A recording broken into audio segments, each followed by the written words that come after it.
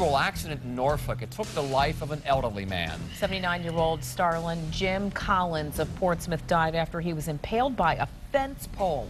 10 on your side's Ann McNamara spoke to his family tonight. Ann. Nicole, family tells me that just behind us is where Jim Collins spent many a day doing what he loved, working at the family business. It was driving from here that he got in that terrible accident. It's just unbelievable. The family of 79-year-old Jim Collins remembers he always kept himself busy with labors of love. He would build like toy boxes. When my children were all born and little, he built each one of them a toy box, and he built his grandchildren now wooden stuff. And when Collins wasn't at work in his garage, he was at his real job in Norfolk. He owned his own business, Dixie Equipment, over in Norfolk. He worked every day. He just loved going to work. Every day, Collins drove his pickup truck down 27th Street to get back home. Wednesday, his routine ride came to a screeching halt. Police say Collins' truck crashed into a fence, his body impaled by one of the poles.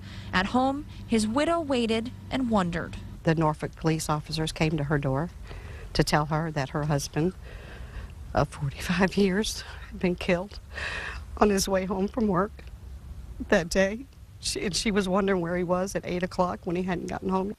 Collins' nephew writes, "My Uncle Jim was a great man, uncle, husband, and since I never had a grandfather, he was like one to me. There's a lot of things I could say about him, but most of all, he was very kind and loving."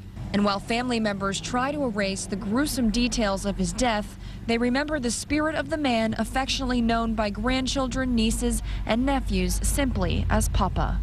Always full of life, just enjoyed everything he did.